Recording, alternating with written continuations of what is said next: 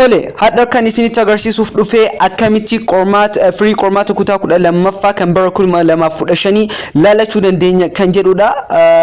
Akkuma beekamu ministeerri barnoota guyyaa wiixataa gabaasa baaseen tajaajilli madaalii fi qormaata barnoota dorgomtoonni bu'aa isaanii teessoo yookaan filannoo sadiin argachuu akka danda'anidha. Inni tokkoffaan marsariitii eaes.et kan jedhu irratti yoo ta'u, inni lammaffaa karaa ergaa barreeffama gabaabaatiin yoo ta'u 6284 jechuun ergatanii sana booda bu'aa keessan ni eeggattu. Inni sadaffaan teessoo telegiraamaatiin karaa bootii telegiraamaatiin yoo ta'u @eaes bot jettanii sarchoo gootan isiniif dhufa. Karaan sadan kana keessa karaan inni filatamaa fi inni ariifataa ta'e karaa marsariitii isaaniiti. Manoota kompiitaraalee dhaqxanii yoo qabxii keessan laalachuu barbaadan karaa kanaan isin ilaalu. Okay. Akkamitti karaa marsariitii isaaniitiin laalachuu dandeenya kan jedhu isinitti mul'isaadha. Hanga dhumaatti hordofaa. Warroon channel kanaaf haaraa taatan channelicha subscribe gochuu hin dagatina jechuun hiriyoota keessaniifis video kana qooduu hin dagatina. Egaa Chrome ni bantu. Erga Chrome bantan booda linkii marsariitii isaanii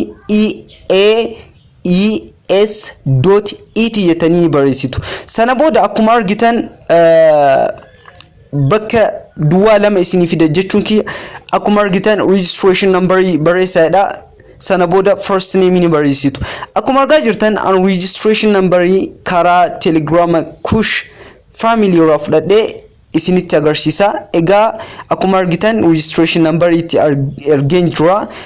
Akkuma argitan xiqqishuu isin rakkisuuf ni yaala. Sisteemichi xiqqoo nama rakkisuuf ni yaala. Barattoonni baay'een waan laallataniif.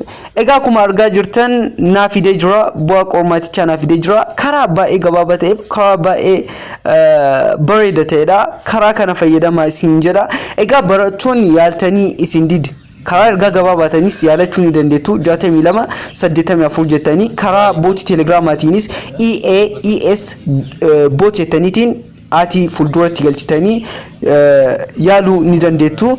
Karaalee kanneen sadan keessaa inni filatamaan marsariitii yoo ta'u isinitti himee jira. Akkuma jalqaba isin himuuf yaala. Barattoonni karaa marsariitiin isin dide kallattimaan kush faamiliidhaatiin telegiraama deemaa search godhaatiin achirratti koodii keessan maqaa jalqaba wajjin nuuf ergaa. Nutis bu'aa qormaata keessanii kan karaa fototiin isini arginu ni ta'a. Karaa suuraatiin screenshot goonee isini argina. Galatooma video barattoota kaawwaniif share godha. Barattoonni irri caalaan isaanii qabxii isaanii laallachuu hin dandeenye rakkisaadha jedhamaa jira. Ayyee galatooma waan daawwattaniif.